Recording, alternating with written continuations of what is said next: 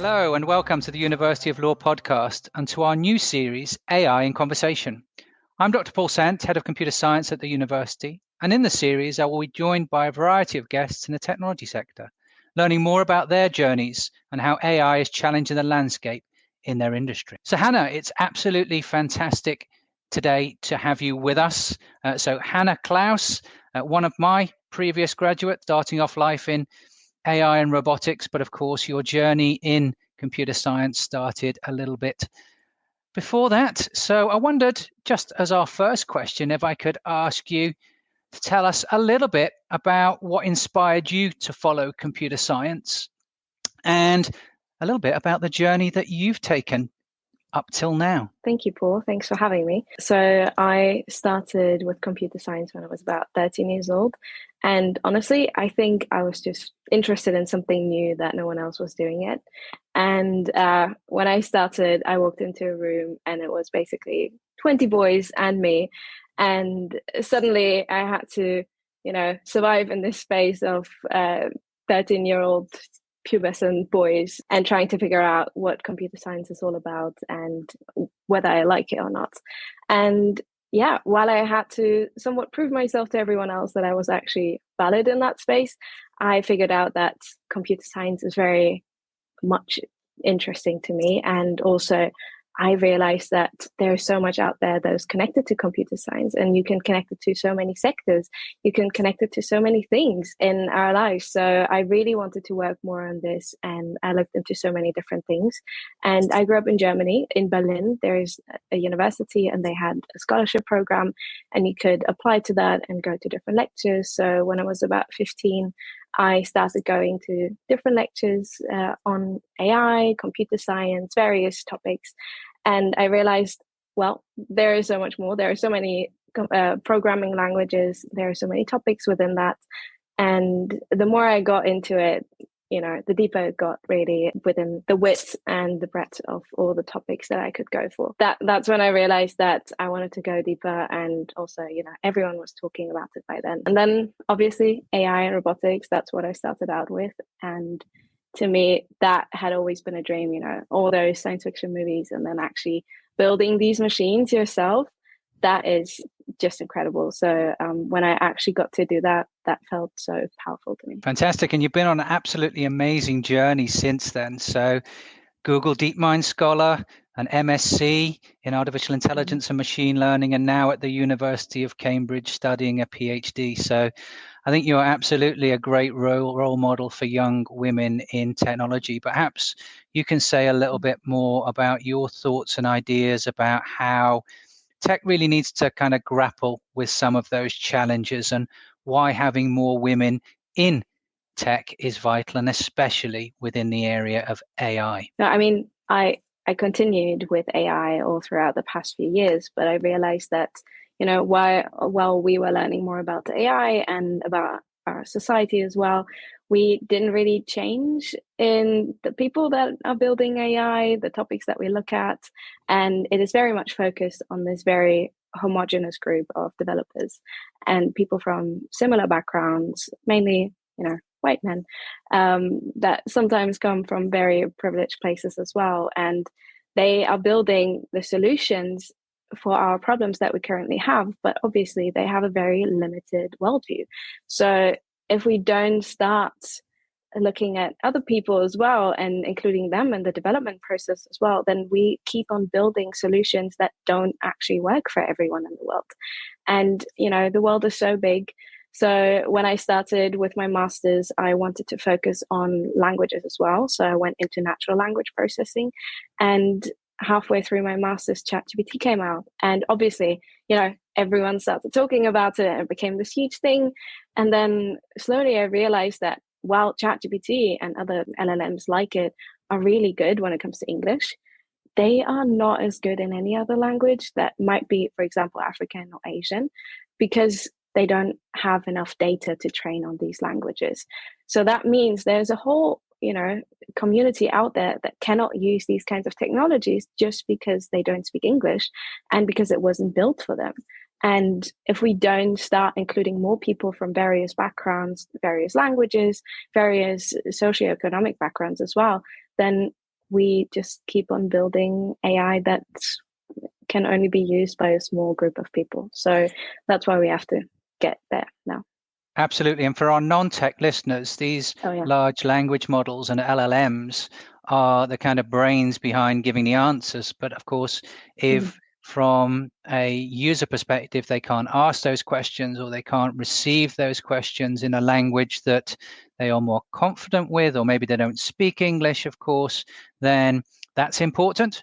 But also the rich diversity of the knowledge base that is stored in many other languages that potentially then we're putting to one side and we're not even able to find out the richness relating to that. I know from your own personal perspective, diversity, equity, and inclusion in the tech fields is really important. So from your own perspective, what do you think we need to focus on as computer scientists and professionals within information technology and fields that utilize information technology so that we can make it diverse, provide that equity, and make sure that we are inclusive?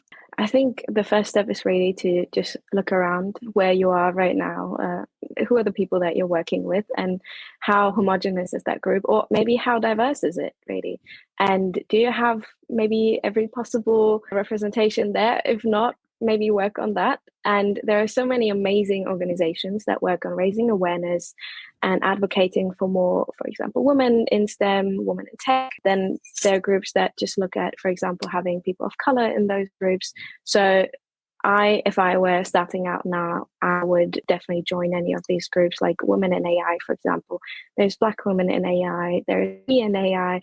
There are so many amazing groups, and they support each other. There is a whole network of people that have the same goal of getting more diversity into these spaces, because it is so essential. We cannot build any of these technologies if we don't have a diverse group of people working on this. And just as our worldviews are so different and we come from different places, that needs to be reflected in the AI that we are using. So in this case, I think the first step is really to look at where we are right now and how we can improve that by getting more people in. That includes also, for example, improving education for the next generation, so that maybe in a few years, there will be even more people that we can recruit for this. Okay, thanks, Hannah. That's a great insight. So obviously, in relation to that, you've picked up on diversity, equity, and inclusion. And I know that as in the last few years, you've also worked as part of the Ada Lovelace Foundation. And I think maybe one of the key things for us to do as well is not just be able to include people and get their views, but actually having that visibility.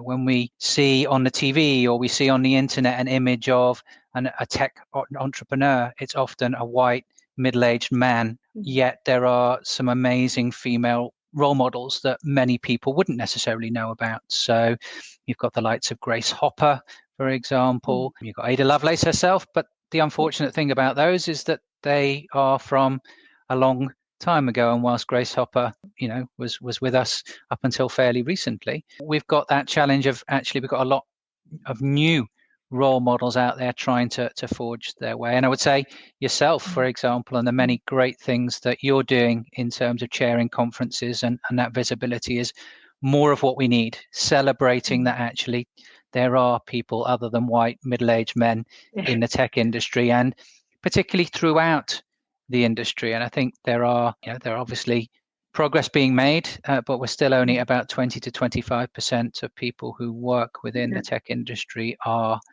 female. And I guess it's not just about females as well. It's also about celebrating neurodiversity, for example, as well. I think that's another important aspect. So putting all of that together into a nice melting pot, what do you think we should be doing in tech, whether that's education or whether that's the industry side of things, to provide that more balanced view, especially for those who are underrepresented at the moment? I think that in general is a very good question, because it's something that we have to think about right now. So, for example, when I worked at the Ada Lovelace Institute, the reason I even joined that institute was because during all my studies, no one ever talked about ethics or the social impact of AI on various groups within society. And to me, that felt like I was missing out on something, because I realized that all these amazing technologies that we're building are great, but only if I come from the right place and have the right education and know the right language. And it felt like there are other people and I might be able to help in that case. So when I joined the Ada Lovelace Institute, I learned how to look at policies and regulation and what is it actually that we're currently doing within AI, but also how can we improve that and how can we make sure that it stays safe and accessible to everyone. So it doesn't really matter who you are, what your gender is, what you look like, where you come from, what language you speak, whether you're a neurodivergent or not. I think in this case, it's really important to just know that there are these people. Like everyone is out there, and we just have to start a conversation with people and hear what is it that they need, what is it that they want, what are they missing, because even if I work on this, I only have a limited view on this. And the only way we can, work on this is by working together and including everyone's voices in this, because we're trying to build technology that works for everyone. And if we want that, we have to include everyone in that development process as well. So I think when we look at the tech atmosphere right now, the way people are working, it is very isolated, and people from tech are not really working together with people, for example, outside of tech, let's say in the humanities, looking at the impact AI has on different groups.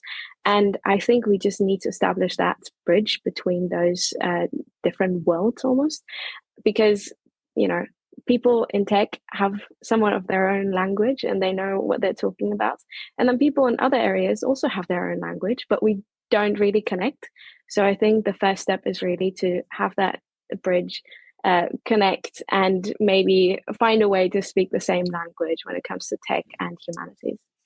Thank you. And I think you touched upon some really important points there. And I think responsible AI is really important. And I think that comes to the fore now that we've got perhaps those from countries developing AI solutions where perhaps the focus on ethics and ethical use, or the ethics behind how AI tools are built, perhaps they have a little bit less focus on that and more on the kind of innovation and potentially the income generation relating to that. Yeah. But I think there's a real other important aspect and undercurrent here, and I think it relates to some of the work which I'm going to ask you a little bit about that you're doing for your PhD, and that is that we need to make these solutions sustainable. Yeah. We live in an environment where AI is not seen as being a clean technology. It requires a lot of power. It requires a lot of heat. Well, it generates a lot of heat, and it requires a lot of cooling to be able to keep that heat temperature down so that the systems will run. But it's also about accessibility. So it's okay if you say, actually, I want to be able to pay £20 or $20 a month for a subscription to one of these AI. But if you're coming from a low income country, let's say in Africa or Asia, then that could be a month or more wage. So I think we've got to focus very much in and around that. Yeah. So changing the world, because I think this is the path that you're looking about. So could you tell us a little bit about your work in artificial intelligence and why you're so passionate about the work that you're doing? Yeah, so because of, my whole journey from going to AI and robotics to natural language processing and then looking at humanities as well, I realized that what I want to spend the next few years working on is something that has to somewhat include all of these areas. And I do want to work on this bridge that I just mentioned, because I think that's the only way we can work on AI specifically. And so I am focusing currently on low resource languages. And with that, I mean languages that don't have that much data in order to train large language models, short LLMs, for chatbots, for example. Because if you compare any language to English, you just don't have that much data. And we have about 7,000 languages in the world, and about 50% of the internet's content is in English, which means the other 50% have to be distributed over the other 7,000 languages. And obviously, we will have more data when it comes to, for example, European languages. So that's where we already have the first problem. We need more data. But then also, we need more people that can work within those spaces, because it doesn't matter if I have data in Swahili if I don't speak Swahili and want to build an LLM in Swahili and cannot even test if it works or not, which means we have to include the community. Also, if I want to work on an application, how do I know what people who speak Swahili actually want? Because how could I possibly know? So my approach is to include different communities, language communities that are currently working on their models or have not even started yet because they don't have the resources yet. Because, for example, when ChatGPT came out, so I'm half Ethiopian, and in Ethiopia you speak, one of the languages is Amharic. And when I tried that with ChatGPT, it just didn't work at all. And then I realized, wow, okay, so half of my family cannot use ChatGPT. And to me, that was just insane. How is that even possible? And how is no one talking about it? So right now, the reason I'm working on this is so that, for example, the other half of my family can use such technologies, and that, this is accessible to everyone in the world, and it doesn't matter what language they speak. Fantastic. And that's quite interesting. So you talked about being able to include communities within the development of these. So in Yes. terms of your PhD, have you got any plans to visit Ethiopia or other countries for your data collection? Yes, so that is definitely my plan, because I think the best way to work together with communities is to be there in person and to establish this network, this connection, and also empower those communities to work on these problems themselves. Because I'm coming from the outside and I can't just go in and say, oh, here, I'm your savior, I have all the solutions for you. I just want to ask, okay, what is it that you need? Especially, what do you need from me? How can I help? What is my role here that you think might be useful to you? But in general, I just want to make sure that we include everyone in this world when it comes to AI, and that we don't make it a privilege. Okay. And I've got one important question for you, Hannah, and that is, if you've got one message for our listeners in terms of AI, in terms of development, and in terms of getting more women into tech, what would that be? That is so hard. I think the best thing I can say is that there will be hard times. Sometimes it feels like you're doing twice the work and get half the recognition, but it's worth it. And even if you don't have any role models yet, then just become your own role model and just surround yourself with people that support you, that motivate you, that want you to succeed as well. And yeah, that way you just continue fighting, and one day, hopefully, it won't be a fight anymore.